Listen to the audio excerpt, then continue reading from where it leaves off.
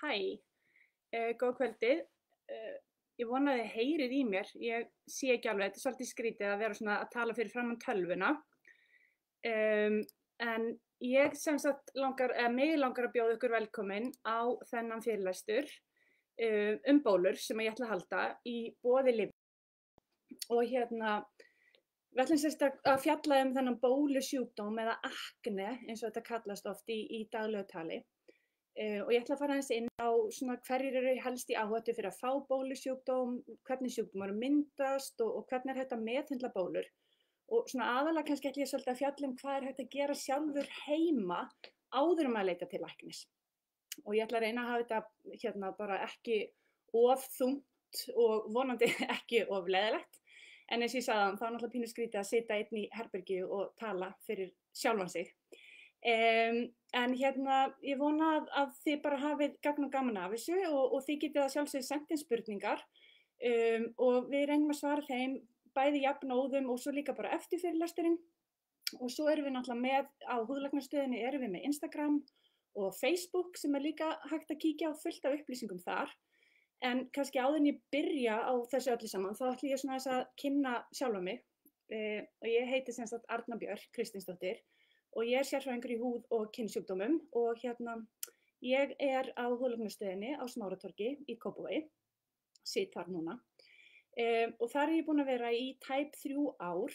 Á húðlæknastöðinni sinni ég svona öllum helstu húðvandamálum, blettaskoðun, skera húðkrabbamein, sé mikið rósróða, eksem, bólur.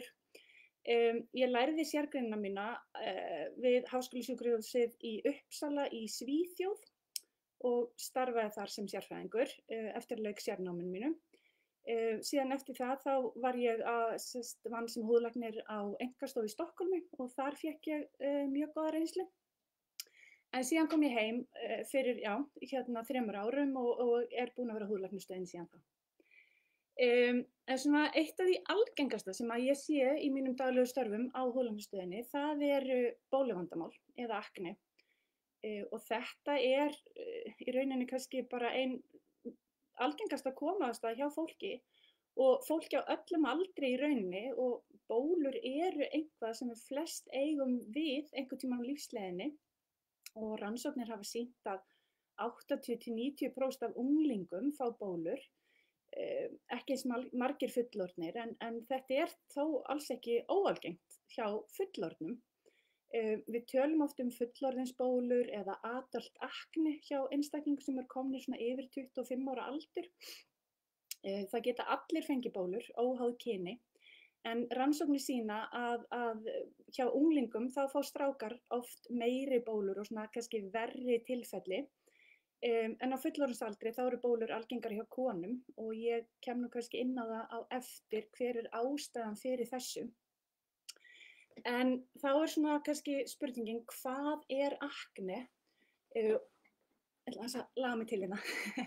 Akne er í raun bólgusjúkdómur í húðinni sem að leggst á fitukirtla húðarinnar.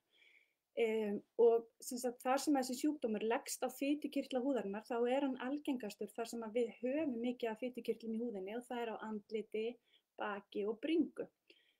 Og við erum með fína myndi af þessu inn á Instagraminu okkar. Það var eitthvað vesen að setja inn myndir með þessum fyrirlestri en þetta er allan inn á Instagraminu og við setjum þetta inn á eftir fyrirlestrinum. Það er svolítið skematísk mynd hvernig þetta lítur út. Fitukirtlarnir og hársekkirnir og hvernig þetta er í húðinni.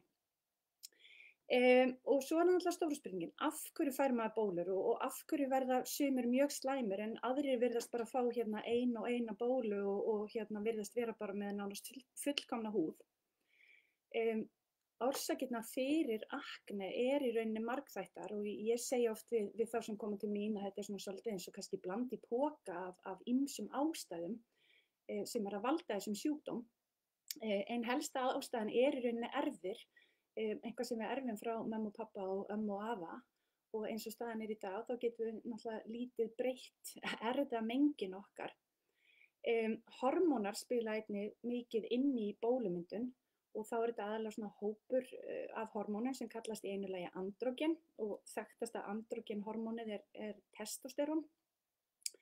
Á unglingsárunum þá verða miklar hormónabreytingar bæði hjá stelpum og strákum og þá verður aukning á þessum andrógenhormónum og þessi andrógenhormón gera það að verkum að fitukirtlar húðarinnar örvast, þeir stækka og verða meira virkir þannig að þeir fara að framleiða meiri olíu og þessi olía kemst ekki öll upp á yfirborðið og þetta getur þá sem sagt valdið stíflum og bólum. Hormónabólur sjáist oft hjá konum sem eru komnar af táningsaldri og í tengslum við tíðahringinn. Einnig er algengt að þeir sem eru með of mikið af andrógenum í líkamanum, til dæmis konur sem eru með PCOS eða fjölblöðru eggjastokka heilkenni, þær geta verið með of mikið af andrógenhormónum í líkamanum.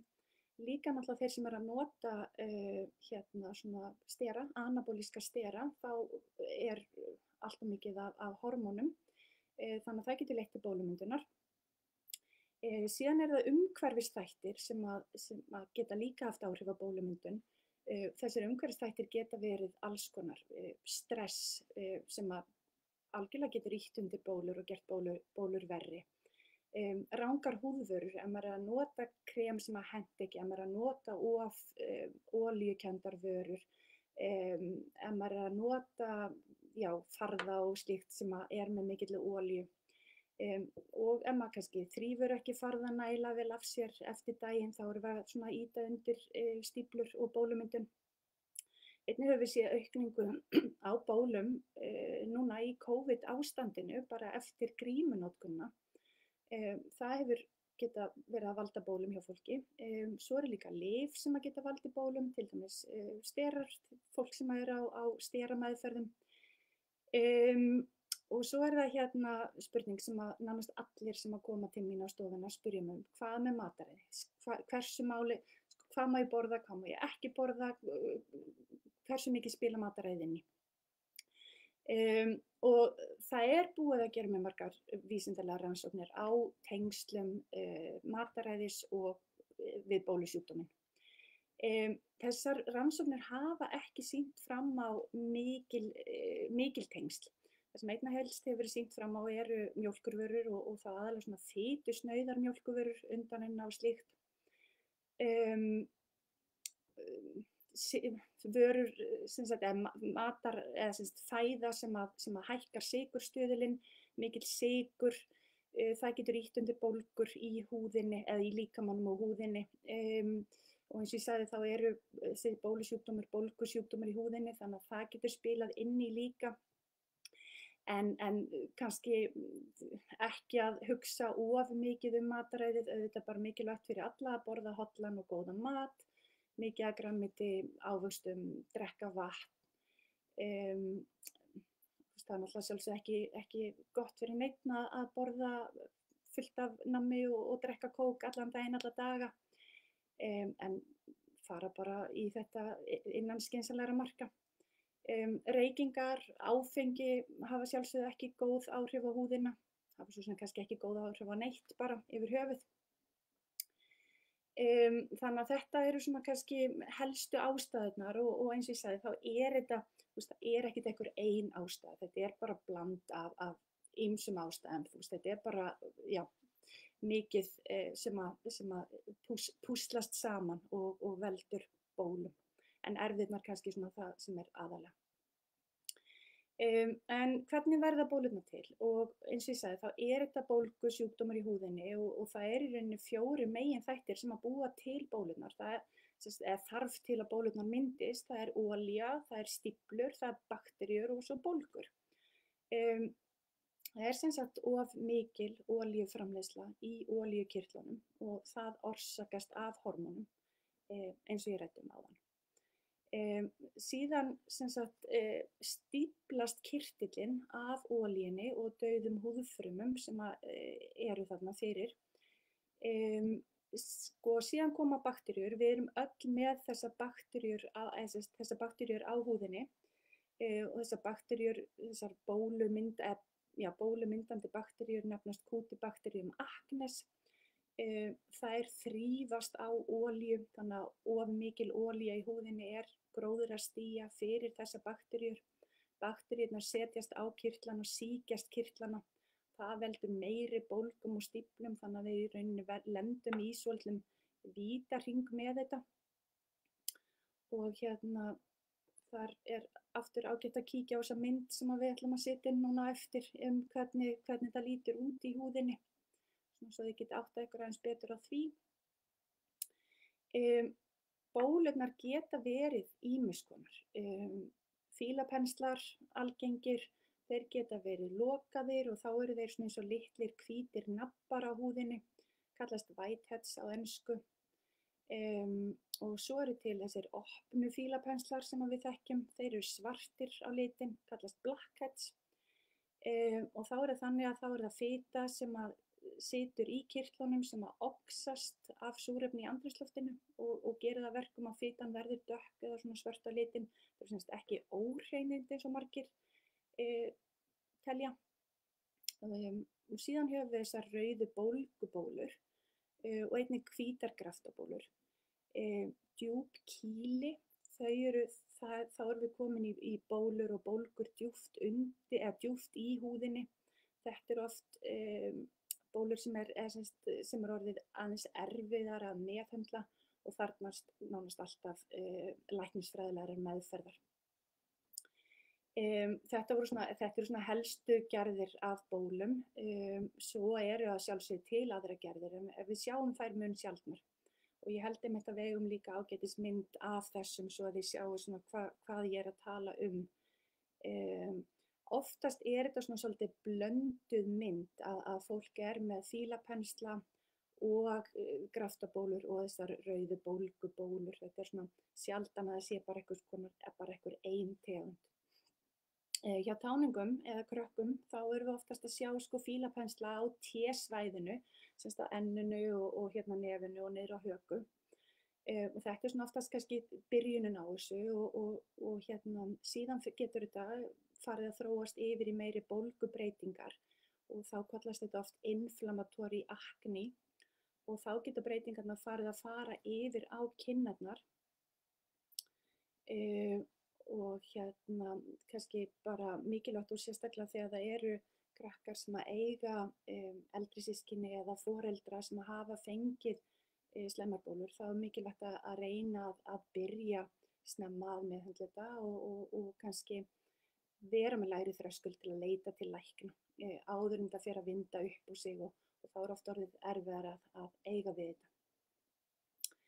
En hvernig er best að meðhöndla bólurnar og hvað er svona fyrsta skrefið og hvað getur maður gert til að byrja með þegar maður sér þetta að fara af stað og kannski áður en maður fer til læknis. Góð húðumhirða, hún getur náttúrulega hjálpað og hún hjálpar klárlega og hún hjálpar náttúrulega aðallega í svona vægum og þessum byrjandi bólusjúkdómi en þegar þetta er orðið mjög slæmt, miklar bólgur, djúp kýli og slíkt, þá eru kannski húðumhirða alls ekki að gera nægilega mikið gagn. Og það er náttúrulega rosalega mikilvægt að vita að það er hægt að hjálpa öllum með bólur og það er hægt að gera ýmislegt. Þannig að það þarf enginn að vera með mjög slæma akne. Og það er rosalega gaman í vinnunni svona eitt af því skemmtilegasta og kannski mest gefandi sem að mér finnst að það eru krakkar sem eru að koma sem eru kannski mjög slæma af bólum, koma með foreldrum sínum. Fyrsta viðtal oft með hettu á hausnum, svona erfitt jafnvel bara, þú veist, þau horfa niður og erfitt að bara ná sambandi við þeim og sér þetta hefur gífurlega áhrif á þau. Setjum þau á meðferð, einhvers konar lyfjameðferð sem að hentar, hvort sem að þau eru krem eða töflur, koma eftir 2-3 mánuði, þú veist, þetta eru bara nýir einstaklingar, bara glöð, ánægð, hægt, þú veist, maður fær bros og þannig að þú veist, það er virkilega gefandi og gaman að sjá og eins og ég segi, það þarf enginn að vera með slæmar bólur, það er alltaf hægt að gera eitthvað til að hjálpa öllum. Og bara svo ég ítrykki að það er mikilvægt að leita til læknis fyrr en seinna því að þegar það eru komnar miklar bólgur þá eru meiri líkur á örum og þau eru orðið erfiðar að meðhöndla þó að sé svo sem hægt að gera ýmislegt við örum en þá erum við komin í meiri meðhöndlun. En í sambandi við húðumhirðina þá fyrsta skrefið oft bara að byrja að hreinsa húðina á kvöldin og morgnana. Því að það húðfita, það óhreinindi, mengun, farði, sviti. Allt þetta eykur líkurnar á því að kirtlarnir stíflast. Fyrir þá sem eru mikið á íþróttaæfingum þá mikilvægt að fara í sturtu bara eins fljótt og maður getur eftir æfingar. Ekki það klassíska sem ég þekki kannski heima frá mér að fara á æfingu, koma heim, fá sér að borða, aðeins að kíkja í tölvuna og þá allt í einu kannski 2 klukkutímar liðnir frá því að æfingin klárast, svitin liggur eins og bara hálfgerð filma ofan á húðinni og bara getur stíflað húðina. Svo annað, kannski sérstaklega með stelpur sem eru með sítt hár og eru að fá bólur á bakið, eða stelpur og konur að sjálfsögum, með bólur á bakinu, að mikilvægt að skola sjampó og sérstaklega hárnæringu vel. Af því að stundum getur hárnæringin bara lagst eins og svona olíuhúð yfir bakið og það getur líka ýtt undir bólumyndun á bakinu og stíflað og ýtt undir bólumyndun á bakinu. Þegar maður að þrífa húðina, og nú ég að tala um andlitið, þá gott að nota bara volgt vatn og mildar sápur og alls ekki vera að skrúbba eða nudda af einhverju offorsi því að það getur bara ýtt undir ertingu og bólgur. Svo til góðar andlitssápur sem að innihalda salicylsýru, stendur oft utan á þessum vörum BHA eða beta-hydroxyacid utan á vörunni. Líka gott að vera með vörur sem eru með glýkolsýru eða aðrar ávaxtasýrur. Þessar vörur hjálpa og halda húðinni, hjálpa til við að halda húðinni stíflulausri. Kannski útskýra þessar sýrur aðeins betur. Salicylsýra eins og ég sagði sem sagt beta-hydroxysýra BHA og þessi sýra hún fjarlægir dauðar húðfrumur og olíuna og fer í kirtlana og vinnur svolítið djúpt í húðinni og salicylsýra þess vegna sérstaklega góð fyrir bólótta húð. Glýkolsýran í flokki AHA-sýra, sem sagt alpha-hydroxyacid, kallast oft ávaxtasýrur. Það líka í þeim hópi sítriksýra og laktiksýra til dæmis. Og þessar sýrur vinna meira á yfirborði húðarinnar og að fjarlægja eða exfoliera efsta lag húðarinnar, dauða húðlagið. Þessar sýrur kannski ekki eins öflugar á bólur og salicylsýran, en þær líka ekki eins ertandi og salicylsýran getur stundum verið, þannig að það kannski gott fyrir þá sem eru með viðkvæmari húð. Og þegar það verið að byrja að nota svona vörur, þá gott að byrja bara varlega. Nota þessar vörur kannski bara nokkru sinni í viku til að byrja með, síðan einu sinni á dag og síðan að lokum hægt að fara að nota þetta jafnvel 2 sinnum á dag. Svo kannski þarf maður að passa sig ef maður að nota eitthvað bólukrem líka að nota jafnvel ekki salicylsýru, hreinsi og bólukrem á sama tíma. Þá kannski sniðugt að nota bólukremið á kvöldin og salicylsýruna á morgnana, svona að því að hitt gæti verið full ertandi. Og þessar hreinsa sem ég að tala um, salicylsýru og ávaxtasýru hreinsana, þetta hægt að kaupa náttúrulega bara án lyfseðils í apótekunum og svo líka hægt að kaupa krem án lyfseðils sem að innihalda salicylsýru eða ávaxtasýrur í apótekunum. Þannig að þetta svona mjög góð byrjun. Nú, svo líka mikilvægt með rakakrem því að þó að húðin sé olíukennd og svona hafi tendens til að vera feit, þá þarf öll húð raka. Þannig að það mikilvægt að vera með rakakrem, en í þessu tilfelli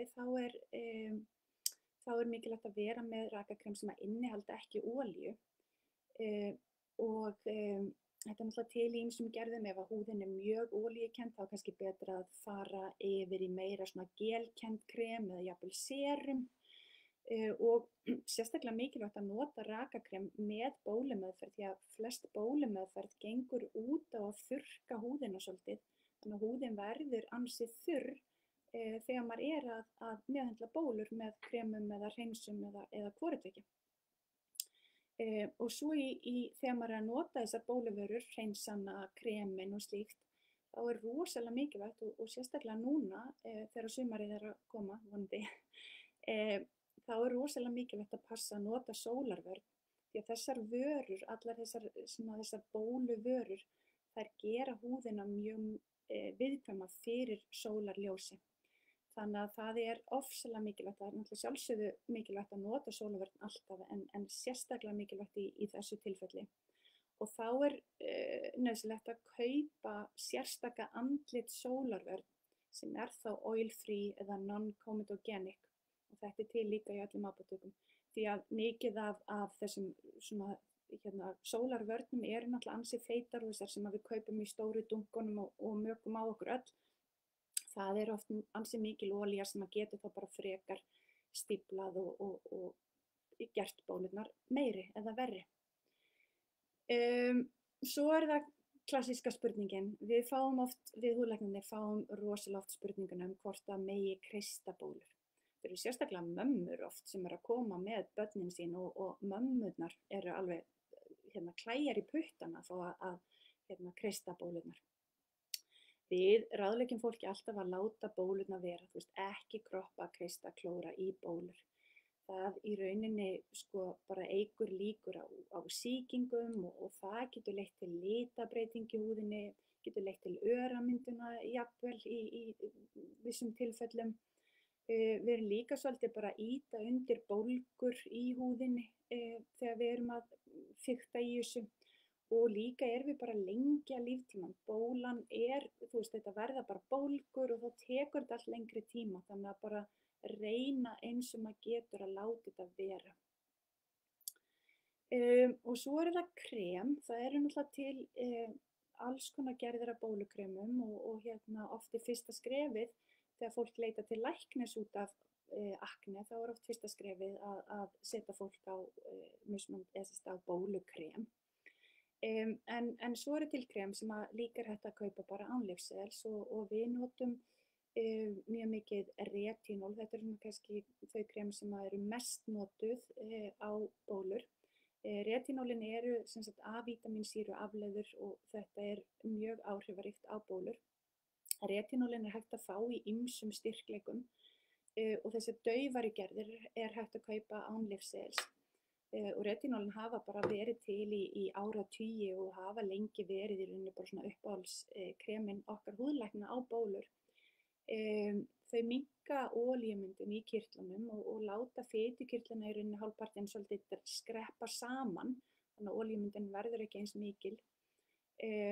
Og þau láta í rauninni kirtilopin líka skreppa saman. Þannig að þau verði ekki eins sýnileg, þetta mjög gott fyrir þá sem eru með svona þessar sýnilegu svitaholur á húðinni, svona opna húðin sem maður kannski kallar það. Retinolin vinna líka ágætlega á litabreytingum í húð, þannig að litabreytingum sem stundum geta komið eftir bólur. Þannig að retinolin góð á það og þau geta í sumum tilfellum gert svona grunnör eftir bólur minna áberandi. Svo kannski rúsínan í pylsuendanum allan fyrir þá sem orðnir aðeins eldri að retinolin hafa góð áhrif gegn hrukkumyndun. Þau að örva nýmyndun kollagens í húðinni. Þannig að þetta rosa fín krem og ég veit að margar mömmur hafa verið að stelast í retinol hjá krökkunum sínum. En svo oft spurt út í húðslípun, ávaxtasýrur og slíkar meðferðir, hvort að það sé gott að bólur og gagnist gegn bólum. Og í rauninni svarið bæði já og nei. Jú, þetta gagnast gegn bólum en hentar kannski ekki öllum. Ávaxtasýrumeðferðin eða medical peel eins og við köllum þetta stundum meðferð með sterkum ávaxtasýrum. Þetta góð meðferð til að fjarlægja dauðar húðfrumur og að endurnýja húðina. En aftur á móti ef maður með mjög slæma akne og miklar bólgur þá getur þetta bara gert hlutina verri. Þannig að það mikilvægt að passa upp á það og fara á og jafnvel að leita ráða hjá læknum áður að fer að fara í eitthvað svona meðferðir. Og það í rauninni gildir bara það sama húðslípun. Hún vinnur svona svolítið á yfirborði húðarinnar og hreinsar yfirborð kirtlana meðal annars en aftur á móti getur gert illt verra ef að bólusjúkdómurinn slæmur og mjög virkur. kannski eitt af því mikilvægasta að þegar maður að meðhöndla svona bólur og bóluhúð þá rosalega mikilvægt að vera þolinmóður því að það tekur tíma að sjá árangur. Oft maður að byrja einhvers konar svona bólumeðferð þá versnar húðin fyrst sinn og svona það sem undirliggjandi og mallandi undir húðinni það hreinsast út og það oft bara ágætt að fara í gegnum það en svo tekur vikur, minnstakosti 4 til 6 vikur oft lengri tíma að sjá árangur af meðferðinni. Þannig rosalega mikilvægt að vera þolinmóður og nota vörurnar. Auðvitað virka þeir ekkert ef maður notar þær bara stöku sinnum, maður þarf að vera bara passa samur með það, nota þetta daglega, nota eins og mælt með og ekki að falla í þá gryfju eins og margir geta sem svo sem skiljanlegt að maður vill svo mikið og maður vill gera allt til að losna við þessar bólur að maður prófar öll krem og alltaf að skipta og svona gefur krem eða efnunum í rauninni ekki nægilegan tíma til að fara að virka. Svo annað líka í þessu sambandi að það mikilvægt að hafa húðumhirðuna bara einfalda og ekki vera að nota of mikið af mismunandi vörum. Það margir sem að nota allt of mikið af vörum á húðina. Allt of mikið af efnum og húðin bara þolir ekki öll þessi efni og það getur þá oft bara gert hlutina verri, gert illt verra. Nú ef maður sér engan árangur eða húðin jafnvel bara versnar þrátt fyrir að hafa farið í gegnum þetta og meðhöndla húðina samviskusamlega þá náttúrulega bara næsta skref og mjög mikilvægt að fara að leita til læknis því þá oft orðin þörf á lyfseðilsskyldum lyfjum eða lyfseðilsskyldum meðferðum. Þessum lyfseðilsskyldum meðferðum gegn bólum í rauninni svona gróft hægt að skipta upp í 2 flokka. Það í rauninni þá krem eða gel með mismunandi innihaldsefnum, til dæmis retinól í meiri styrkleika eins og ég var að tala áðan. Við erum að tala sýklalyf, efni sem heitir benzólperoxíð, svo ég nefni einhver dæmi. Hinn flokkurinn svo töflumeðferðir og þar höfum við sýklalyf og ísotretinoin eða Decutan sem að sumir þekkja kannski.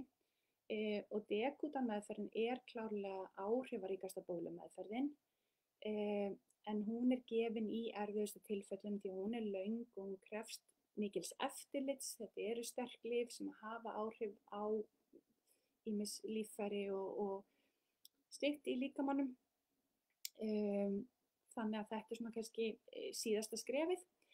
Í vissum tilfellum hjá konum svo hormónameðferð notuð og þá oftast notast getnaðarvarnarpillur bara til að svona stabilisera og koma hormónunum í rétt lag. Einnig hægt að nota lyf sem heitir Spiron og það í rauninni þvagræsilyf en það bælir niður þetta andrógenhormón sem ég ræddi áðan og það getur því oft hjálpað gegn bólumyndun. Hormónameðferð notuð þegar maður sér hormónatenging í bólunum, til dæmis ef að bólurnar versna alltaf á vissum tíma í tíðarhingnum eða þá ef það undirliggjandi sjúkdómar til staðar eins og þessi fjölblöðru, eggjastokka, heilkennis sjúkdómur. En sko það sem kannski mikilvægast að þegar fólk leita til læknis þá þarf náttúrulega það ekkert sama meðferð sem að virkar fyrir alla þannig að það þarf í rauninni að klæðskera sníða meðferðina að þörfum hvers og eins, hvernig bólurnar hversu mikið þetta hvar á líkamanum þær og svo framvegis. Þannig að það þarf, þetta svona einstaklingsmiðuð meðferð. Núna ég búin að vera að ræða svolítið mikið bara helstu orsakir bóla og meðferðir og þessar meðferðir eiga í rauninni að sjálfsögðu við sko líka fullorðinsbólurnar eða adult acne. Þetta í rauninni ekkert meðferð þetta ekkert bara sem á við unglingabólurnar því að fullorðinsbólurnar meðhöndlum við ofta eða bara nánast alltaf á sama hátt nema þar við stundum farin að bæta inn hormónameðferðin líka. Og margir halda kannski að bólur sé eitthvað sem bara eldist á fólki og þegar maður komin yfir tvítugt eða eitthvað þá maður bara ekki að vera með neinar bólur en það svona rannsóknir sýna að kannski allt upp í 30% af fullorðnum að kljást við akne af einhverju formi. Þetta náttúrulega oft hormónatengt og því algengara hjá konum en körlum. En svona kannski svona til að ljúka þessu þá líka, já, eitt sem ég ætla að nefna, það er rosa mikilvægt að náttúrulega konur sem eru ófrískar, að bólur geta stundum komið á meðgöngu eða konur sem eru með bólur geta versnað á meðgöngu, en það er rosalega mikilvægt að leita til læknis áður maður fer að meðhöndla bólur á meðgöngu, því að það er ýmis efni, já, til dæmis er retinólin sem eru alls ekki æskileg og bara má ekki nota á meðgöngu. Og svo kannski svona það sem mig langar að nefna að þú veist, það eru eins og ég segi, það eru til ýmsar vörur og það er ýmislegt hægt að gera. Þannig að að gera að leita til læknis ef þetta er orðið slæmt og farið að hafa mikil áhrif.